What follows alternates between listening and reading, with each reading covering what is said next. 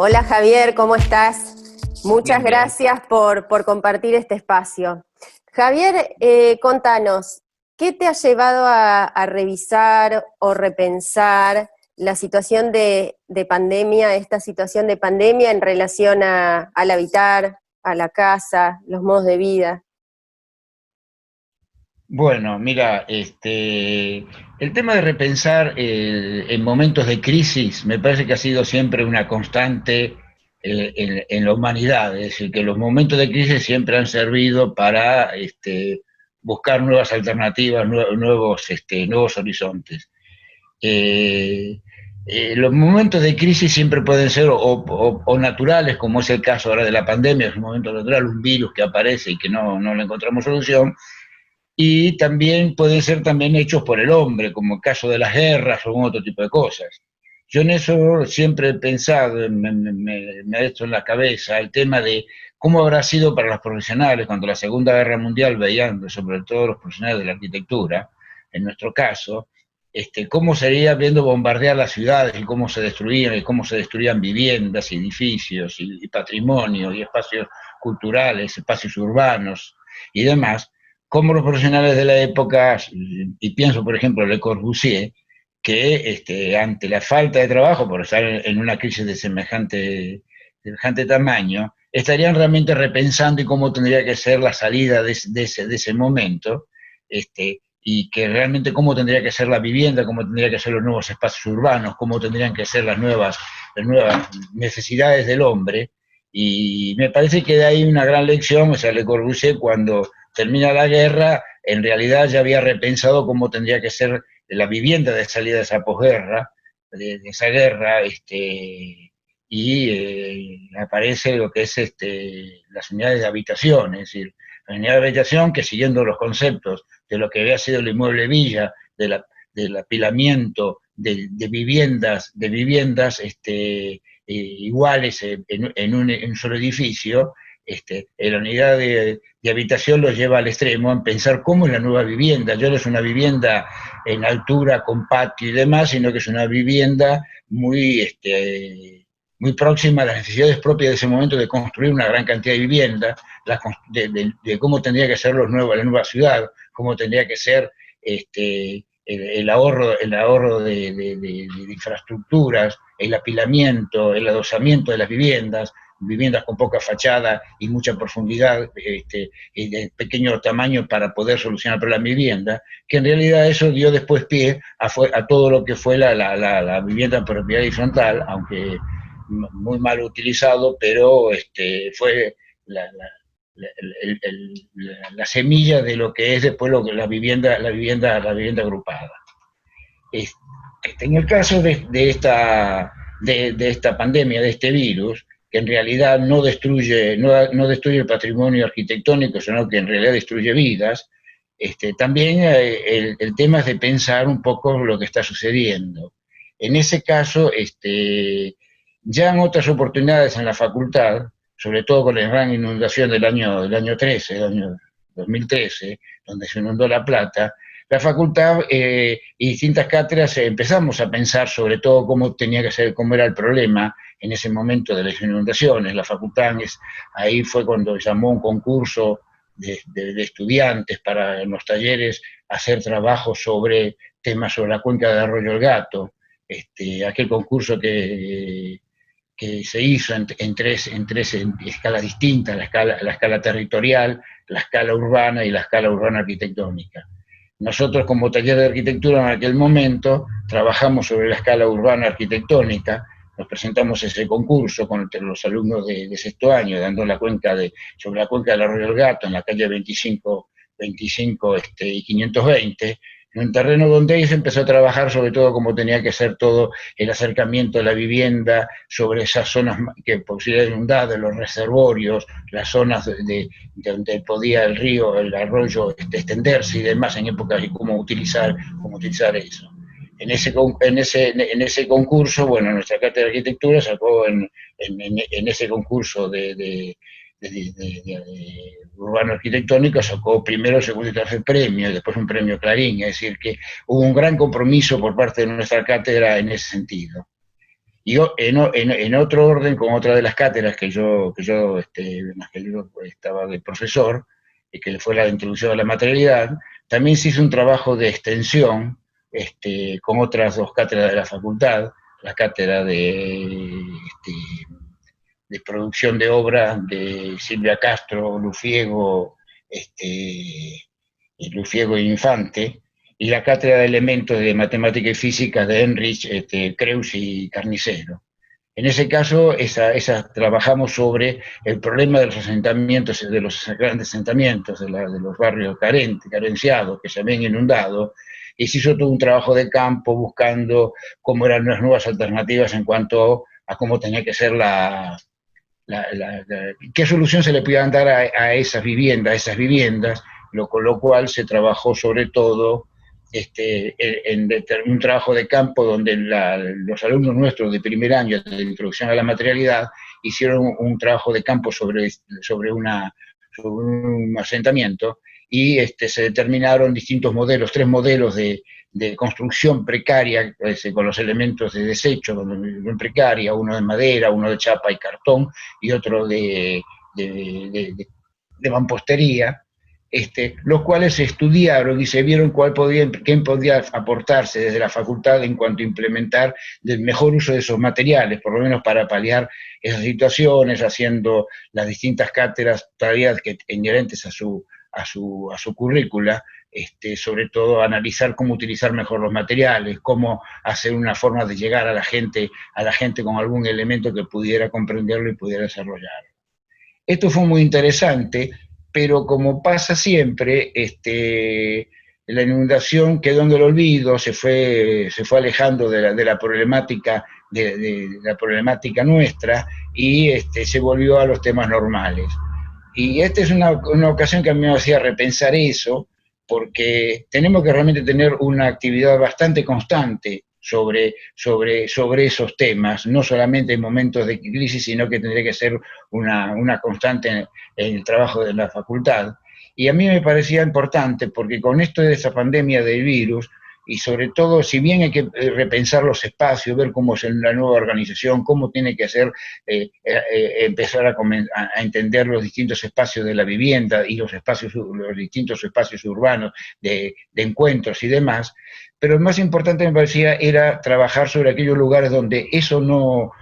lugares directamente no existen, que es los asentamientos precarios. Eufemísticamente llamados asentamientos precarios, barrios carenciados y demás, yo creo que el nombre que le puso la sociedad, en una forma satírica del nombre, fue Villa Miseria. Y me parece que es un nombre acertado, porque después empezaron a usar, ya te digo, eufemísticamente otros nombres para hacerlos más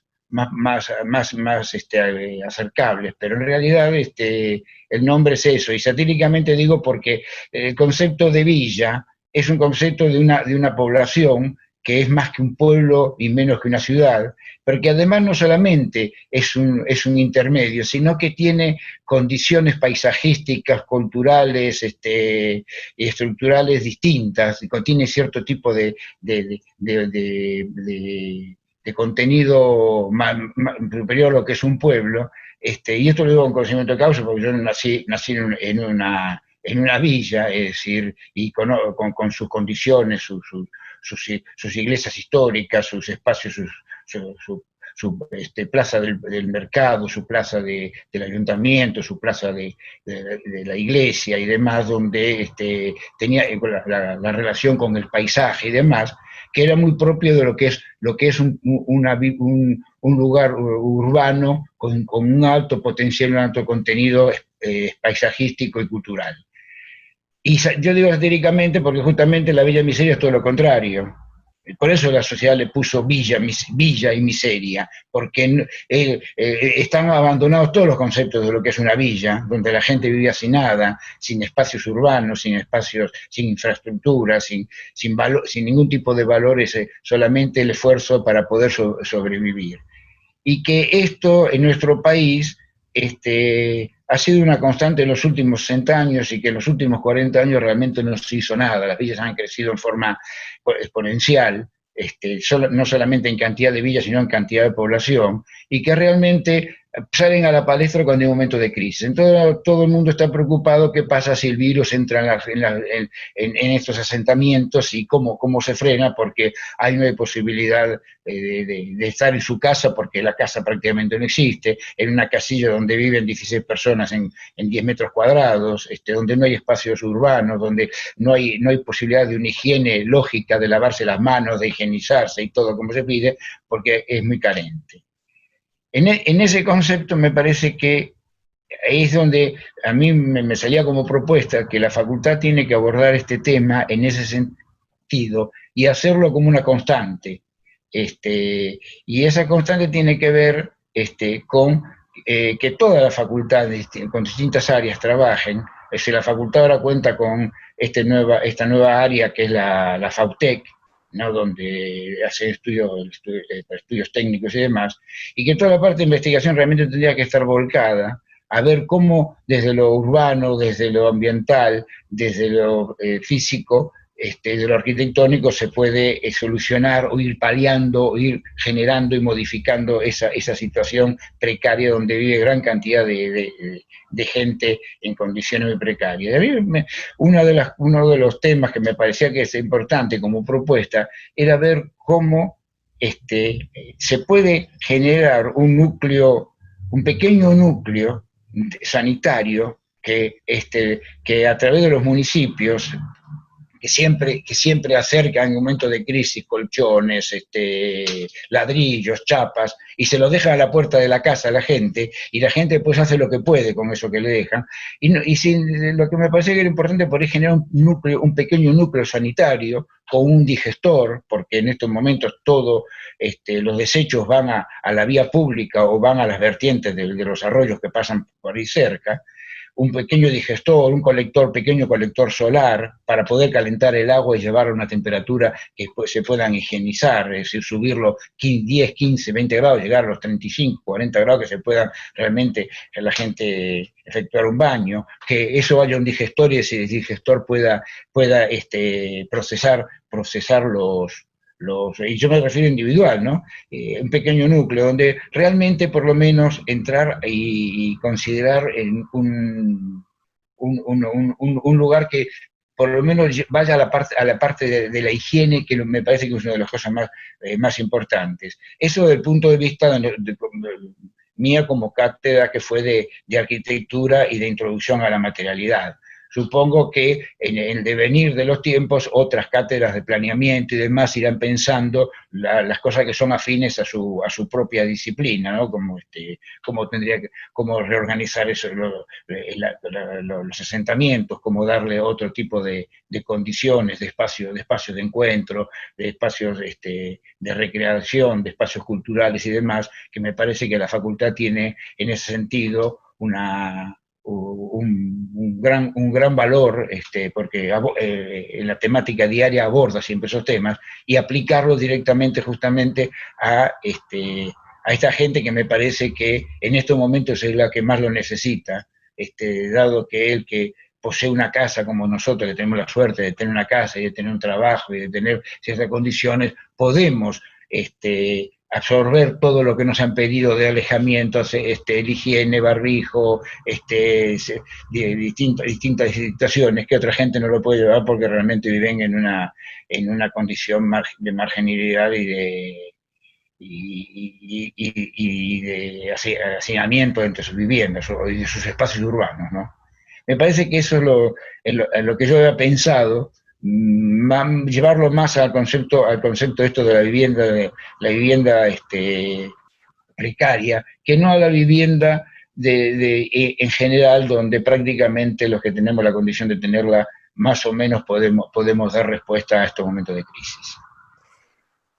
¿Cuánto para hacer? Qué interesante y qué bueno tu enfoque. ¿Cuánto para hacer desde el hacer? ¿Cuánto tenemos a la mano para echar manos a la obra, ¿no? Desde lo propio, desde el propio lugar. Creo que la facultad tiene un gran potencial y que habría que aunar los recursos y los esfuerzos y demás en una dirección, es decir, no dispersarnos, por lo menos en este momento de crisis. No, con esto no quiero coartar las distintas visiones que tenga cada uno, pero me parece que este es el momento de aplicarlos un poco a gente que la está pasando muy mal, ¿no? Bueno, Javier, muchísimas gracias por tus reflexiones, muchísimas gracias por haber compartido este tiempo con nosotros, muchas gracias desde la facultad y esperemos vernos por las galerías. Bueno, y gracias por invitarme a este tipo de cosas, porque uno cuando se jubila, pierde ciertos tipos de, aunque uno trata de estar siempre cerca, pero de a poquito uno se va alejando, y me parece que este es un motivo para volver a juntarnos. Me parece bárbaro. Bueno, muchísimas gracias. Bueno, no, gracias a vos.